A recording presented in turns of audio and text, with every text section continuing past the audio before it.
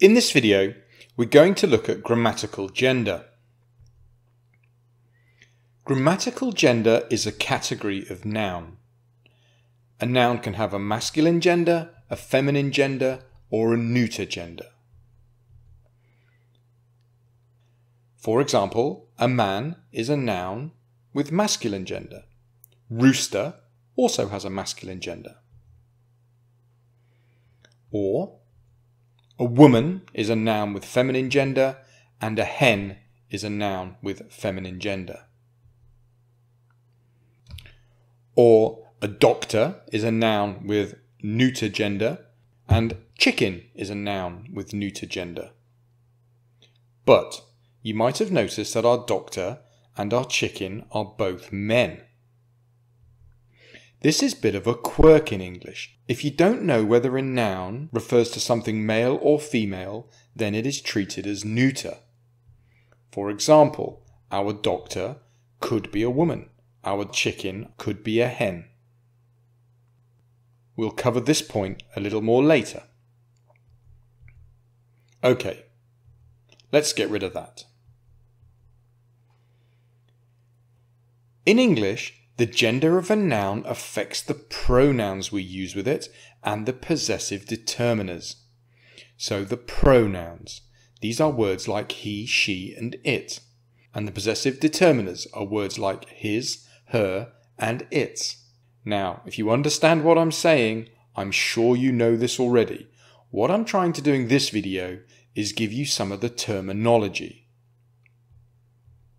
Okay. Let's look at a sentence with masculine nouns, pronouns, and possessive determiners. The boy sold his watch so he could travel to France. Boy is a masculine noun. His is a masculine possessive determiner. He is a masculine pronoun. Let's look at a feminine example. The woman loved her business, but she hated the paperwork. Woman is a feminine noun. Her is a feminine possessive determiner. And she is a feminine pronoun. And now a neuter example. John's dog goes to its kennel when it has been naughty. Dog is a neuter noun. Its is a neuter possessive determiner. It is a neuter pronoun. It's worth just having a look at the neuter possessive determiner its. It's often written mistakenly as its with an apostrophe. This would be wrong. Its with an apostrophe is always short for it is or it has. It is a contraction of one of those terms. That is a 100% rule. Okay, enough about that. Let's clear some space. Let's look at this sentence again. In English, nouns are neuter unless they obviously refer to something male or female. So in this example, we don't know whether John's dog is a boy or a girl, so we treat it as neuter. This is not how it works in other languages. For example, in Spanish, if you have a word that ends in an A, then it's very likely to be feminine, as is the case with this word mesa, which means table. Also, nouns that end zon are also likely to be feminine, as in buzón, which means mailbox. Or nouns which end dad, as in verdad, which means truth, are also likely to be feminine. So in Spanish, how a word ends often determines whether it's masculine, feminine, or neuter. These are all feminine ones. The same happens in Russian. This word stol, which means table, ends in a consonant. In Russian, words that end in a consonant are usually masculine. This word kniga, which means book, ends in an A. In Russian, words that end in an A are usually feminine. And this word cielo, which means village, ends in an O, and words that end in an O are usually neuter. Remember, this is not how it works in English. In English, nouns are neuter unless they obviously refer to something male or female.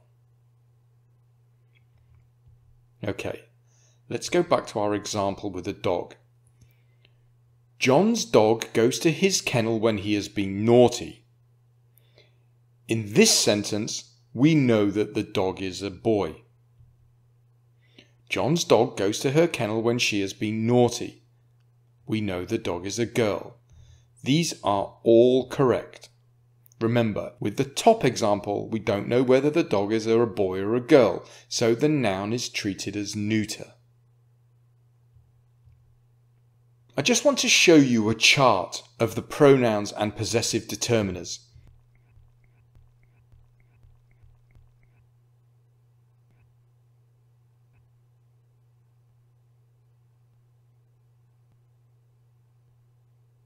Here they are. If you want, you can study this by pausing the video. But the point I want to make is that it's just this row that reflects gender. And this is an important point if you're a teacher. Okay, let's get rid of that. The next thing I want to cover is gender-specific nouns. Look at this word, count. The word count, as in Count Dracula, is always masculine. The feminine version is countess. Similarly, the word witch is always feminine. The masculine version is wizard. Words that are always masculine or feminine are called gender-specific nouns, and there are a lot of them in English. Let's put up a list. Again, you can pause this if you want to have a look at it. We're not going to go through them.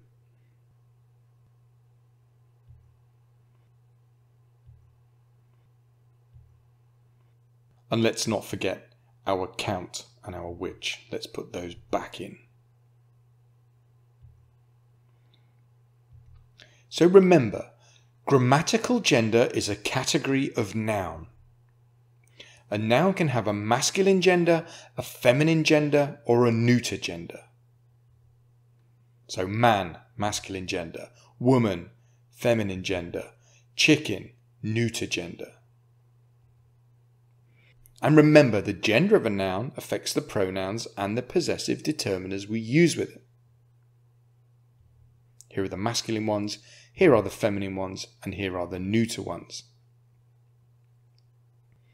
Let's not forget, though, that a word like doctor could refer to a man or a woman. This gives us a problem because we can't use the neuter pronouns and possessive determiners with a person. So what's the answer? Well, the most modern way to tackle this problem is to use a plural pronoun or possessive determiner with a singular noun. There are other options, but this is currently the favoured one. Here's an example.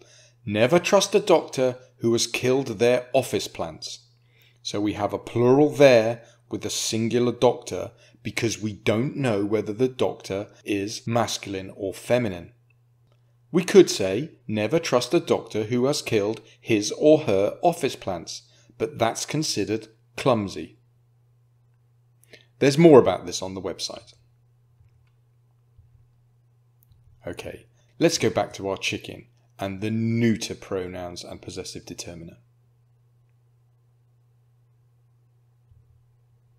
That's all. Thanks for watching. Be sure to check out some of our other videos on grammarmonster.com.